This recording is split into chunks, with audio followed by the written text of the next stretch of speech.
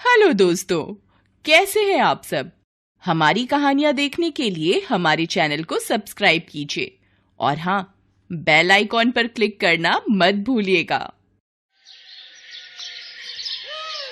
लता अपनी पांचों बहुओं का गृह प्रवेश करती है और उनसे कहती है, तुम पांचों के घर के आगे ये घर बहुत छोटा है। अपने गरीब ससुराल में तुम पांचों गुजारा तो कर लोगी ना। आप चिंता मत कीजिए माँ जी, हम बिना किसी शिकायत के इस घर को अपना घर मानकर आराम से इसमें रह लेंगे। जीती रहो बहुओं। उनकी बातों से लता देवी और ससुर मनोहर बड़े खुश होते हैं, लेकिन इन सब के बीच वो जल्दी में आरती की थाली पर्दे के किनारे पर ही रख देती है, जिससे थाली में रखे दिए से पर्दे में आग पकड़ लेती है और पूरे घर में आग लग जाती है। हे भगवान, घर में आग लग गई। माँ, बाबूजी और तुम सब भी जल्दी से बाहर आओ। हे भगवान, ये क्या हो गया, मेरा घर जल रहा है। फिर आसपास के लोग आकर पानी डालते हैं, जिससे आग बुझ जाती है। ये खबर मिलते ही उस घर का मकान मालिक वहाँ आ जाता है। ये क्या हाल कर दिया है? मैंने ये घर तुम लोगों को रहने के लिए दिया था, ना कि जलाने के लिए। अब इसकी भरपाई कौन करेगा? चलो अब 3 लाख निकालो इसकी मरम्मत करवाने के लिए, और अगर पैसे नहीं है तो फिर ये घर जल्दी से खाली करो। ये आप क्या कह रहे हैं सेठ जी? ये घर इतना भी नहीं जला है। जो कहा है वो करो, नहीं तो निकलो यहाँ से। मकान मालिक उन पांचों को उस घर से निकाल देता है। ये देख लता का बेटा सोहन कहता है, आज तक इस घर में ऐसा कुछ नहीं हुआ, लेकिन इन पांचों के घर में कदम रखते ही इस घर में आग लग गई। इससे किसी की जान भी जा सकती थी। तुम पांचों मनहूस हो। बिल्कुल ठीक कह रहे हो भैया, तुम ये पांचों हैं ही मनहूस। ये आप लोग क्या कह रहे हैं? ये तो शुक्र मनाइए कि किसी की जान नहीं गई। हाँ बच्चों, इसमें इन पांचों का क्या दोष? बेटा, इन पांचों को आए हुए अभी कुछ समय ही हुआ है। ठीक है, अगर आप दोनों को इनके साथ रहना है तो रह लीजिए। हम सब शहर जा रहे हैं, वहीं कुछ काम करके पैसे कमाएंगे। वो पांचों भाई शहर की राह पकड़ लेते हैं, जबकि पांचों बहुएं अपने सास ससुर के साथ जंगल की ओर चल पड़ती हैं। कुछ देर तक पैदल चलने के बाद वो थक जाते हैं। रोते हुए लता अपनी बहुओं से कहती है, बहुओं, हमारे बेटों ने आज जो शर्मनाक हरकत की है उसके लिए हमें माफ कर दो। आज तुम्हारी शादी की पहली रात थी और तुम आज जंगल में इस तरह। इसमें आपका क्या कसूर माँ जी? और हम सब ठीक है। रात होने के साथ ठंड काफी बढ़ गई है और आप दोनों चिंता मत कीजिए। आपके बेटे न सही, लेकिन आपकी बेटियां तो आपके साथ है ना। कल सुबह हम कोई काम ढूंढ लेंगे और खाने का इंतजाम भी कर लेंगे। हम गरीबों के कारण तुम सबको भी गरीबी के इतने बुरे दिन देखने पड़ रहे हैं। हम बूढ़े बुढ़िया को अपने हाल पर छोड़ दो और तुम पांचों अपने मायके चली जाओ। कम से कम ऐसी गरीबी तो नहीं देखनी पड़ेगी। ये आप कैसी बात कर रही हैं माँ जी? हम आप दोनों को ऐसे छोड़कर नहीं जाएंगे। अब आप ही हमारा परिवार हो और जहाँ आप रहोगे वही हमारा घर होगा। फिर जैसे तैसे वो सभी उस पेड़ के नीचे ठंड से ठिठुरते हुए सो जाते हैं। सुबह सूरज की लालिमा पड़ते ही वो पांचों जाग जाती हैं। माफ करना बहू, जो हम लोगों के कारण तुम्हें ऐसे दिन काटने पड़ रहे हैं। माँ जी, अब आप बार बार यूं माफी मांगकर हमें शर्मिंदा मत कीजिए। कल की रात तो हमने जैसे तैसे काट ली, लेकिन रात को ठंड काफी बढ़ जाती है और ऐसे में माँ बाबूजी का यूं खुले आसमान में इतनी ठंड के नीचे सोना उनकी सेहत के लिए ठीक नहीं। बिल्कुल ठीक कह रही हो, इसलिए हमें आज ही कोई ना कोई जुगाड़ लगाकर छत ढकने के लिए कुछ न कुछ करके घर बनाना होगा, लेकिन कैसे? अब पांचों बहुएं ठंड में कपकपाते हुए सूखी लकड़ी इकट्ठी करती हैं, फिर मेहनत करके सूखी झोपड़ी तैयार करती हैं, जिसे देख उनके सास ससुर बहुत खुश होते हैं। बड़ी ही काबिल बहुएं मिली हैं हमें। तुम पांचों ने घास से इतना अच्छा घर बनाकर तैयार भी कर लिया। हाँ माँ जी, अब अंदर चलिए। अंदर मिट्टी का चूल्हा भी बनाकर तैयार कर दिया है। अब वो सभी झोपड़ी के अंदर जाते हैं और चूल्हे में आग जलाकर आग तापते हैं। वाह बहू, ये तो बहुत अच्छा हो गया। सुबह बाहर आग जलाई थी, जहाँ एक तरफ से गर्माइश आ रही थी तो वही दूसरी तरफ से हम ठंडे हुए जा रहे थे। अब हमें कोई ऐसा काम करना होगा जिससे हम कुछ कमाई कर पाएं। लेकिन हम ऐसा क्या कर सकते हैं? जिस तरह हमने घास का घर बनाया है उसी तरह अब हम घास का सामान भी बनाकर बेचेंगे, जैसे घास की टोकरी, घास की झाड़ू, घास के पायदान। हाँ, लेकिन हमें तो ये सब बनाना आता ही नहीं। कोई बात नहीं बहुओं, मैं भी इसमें तुम्हारी मदद करूंगी। अब पांचों बहुएं घास का सामान बनाकर बाजार में बेचने के लिए जाने लगती हैं। बहुओं, जल्दी लौट आना, एक तो इतनी ठंड है बाहर, ऊपर से हमें काफी तेज भूख भी लगी है। जी माँ जी। अब वो पांचों सर पर टोकरी रखकर ठंड में कुड़कुड़ाते हुए बाजार चली जाती हैं। आइए आइए, सस्ते दाम पर घास की बनी चीज का उपयोग कीजिए। घास की टोकरी सिर्फ 40 रुपए, घास के झाड़ू सिर्फ 30 रुपए। अरे वाह, घास की टोकरी तो बहुत सुंदर है। कितने की है ये? जी सिर्फ 40 रुपए।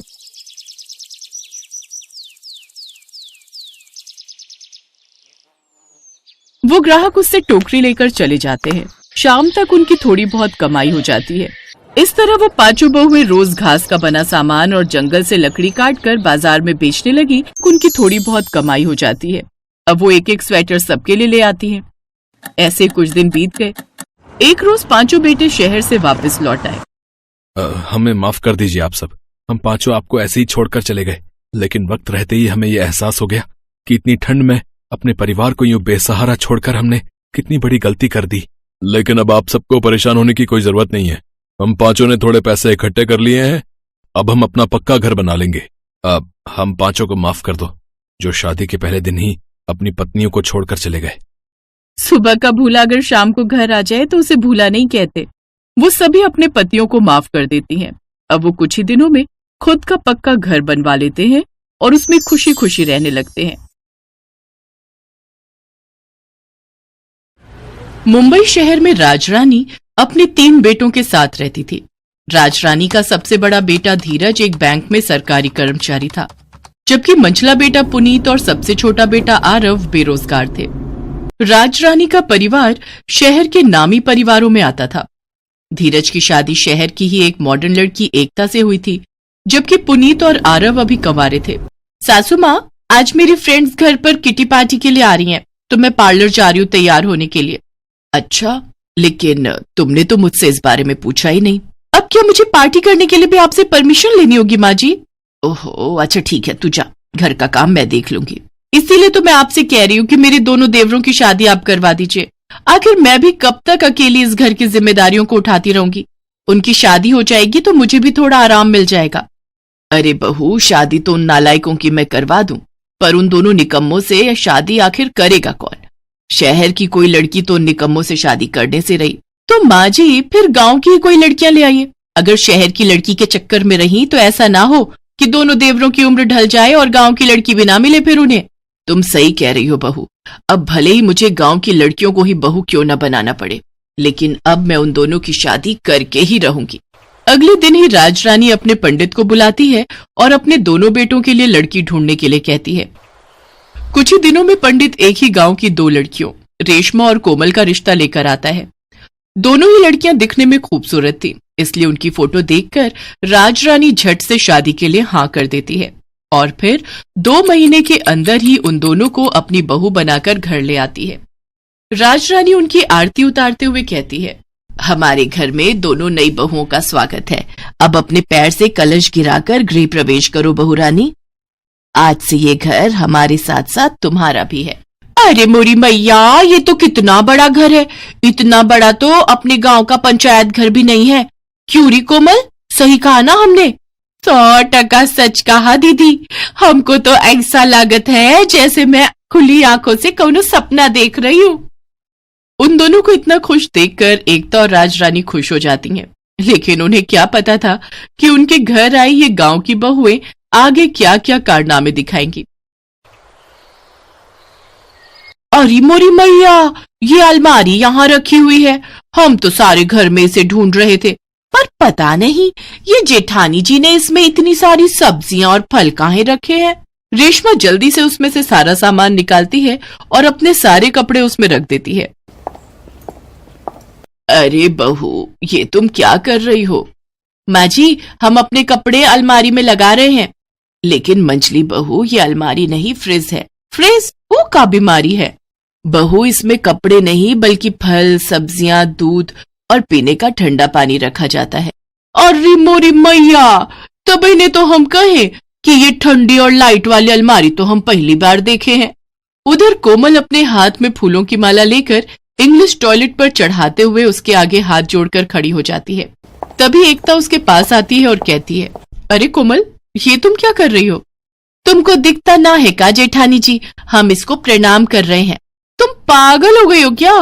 भला टॉयलेट को कोई हार पहनाकर उसको प्रणाम करता है क्या? आप नहीं जानती जेठानी जी, हमरे पूरे गांव में टॉयलेट नहीं है। हमको तो संडास के लिए रात में भी जंगल जाना पड़ता था। हमरे लिए तो ये बड़ी ही कमाल की चीज है जेठानी जी। तुम सचमुच में गांव की गवार हो। हाय मोरी मैया, इन सामानों में तो कितनी धूल मिट्टी जमा है। लागत है सासू माँ और जेठानी जी इसकी बिल्कुल भी सफाई नहीं रखती हैं। हमरी जेठानी को तो खुद की पुताई करने से ही फुर्सत कहाँ है जो इन सब पर ध्यान दे। अब हम इसको ऐसा चमकाएंगी कि सबकी आंख खुली की खुली रह जाएगी। हाँ, इतना कहकर रेशमा वो सारा सामान उठाकर बाथरूम में ले जाती है और वॉशिंग मशीन में पानी डालकर धोने के लिए डाल देती है। तभी उसमें से जोर जोर की आवाज आने लगती है। हाय मोरी मैया, लागत है भूकंप आने वाला है।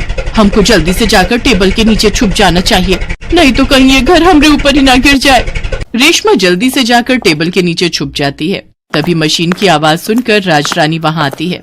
ये मशीन इतनी जोर से आवाज क्यों कर रही है? राजरानी भागकर वॉशिंग मशीन के पास जाती है और उसे बंद कर देती है। हे भगवान, ये हो क्या रहा है इस घर में?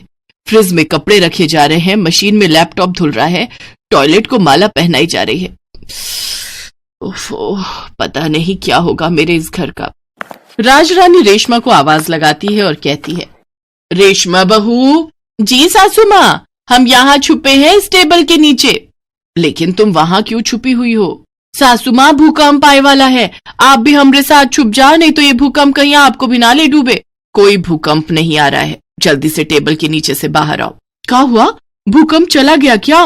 तभी वहाँ एक तो और कोमल भी आ जाती है और राजरानी उनको सारी बात बताती है। अरे तुम दोनों गवार हो क्या? तुम दोनों की वजह से हमारा लाखों का नुकसान हो गया। हे भगवान, पता नहीं कहाँ से ये गवार हमारे पल्ले पड़ गई। मैंने सोचा था घर में 2 बहू और आ जाएंगी तो मेरी सारी सिरदर्दी खत्म हो जाएगी, लेकिन मुझे क्या पता कि गांव की गवार से अपनी बेटों की शादी करने के बाद मेरी सिरदर्दी और बढ़ जाएगी। अपनी सास और जेठानी के ताने सुनकर कोमल और रेशमा की आंखों में आंसू आ जाते हैं।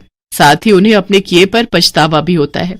कोमल रोते हुए अपनी सास से कहती है, सासू माँ, हम दोनों गांव से आई हैं। हमरे पूरे गांव में कौनों के घर ही सब सामान नहीं है, इसे हमको नहीं पता कि इनका इस्तेमाल कैसे करना है।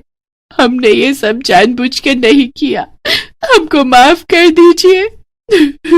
जेठानी जी, सासू माँ, हम गांव से आई है तो शहर के तौर तरीके सीखने में हमको थोड़ा समय तो लगेगा ना, अनजाने में ही सही, पर हमसे लाखों का नुकसान तो हुआ है ना, उसके लिए हमको बहुत शर्मिंदगी है। अगर आप हमें शहर के तौर तरीके सिखा देंगी तो हम सब अच्छे से कर पाएंगे। उन दोनों की बातें सुनकर एक तो और राजरानी को उन पर दया आ जाती है और उन्हें भी इस बात का एहसास होता है कि इसमें उनकी गलती नहीं है। तुम दोनों भी मुझे माफ कर दो, मैं समझ ही नहीं पाई कि इसमें तुम्हारी कोई गलती नहीं है। अब से तुम्हारी ये बड़ी बहन अपनी दोनों छोटी बहनों को शहर के सभी तौर तरीके सिखाएगी। हम ही पागल थे जो बिना तुम्हें कुछ समझाए ही तुम पर चिल्लाते रहे। अब से हम मिलकर तुम दोनों को शहर के सभी तौर तरीके समझाएंगे। कुछ ही दिनों में उन दोनों के पहनावे से लेकर उनकी बोली तक और काम में काफी बदलाव आ जाता है और वो दोनों जल्द ही सही सलीके से काम करना सीख जाती हैं। हेलो दोस्तों, कैसे हैं आप सब? हमारी कहानियां देखने के लिए हमारे चैनल को सब्सक्राइब कीजिए और हाँ, बेल आइकॉन पर क्लिक करना मत भूलिएगा।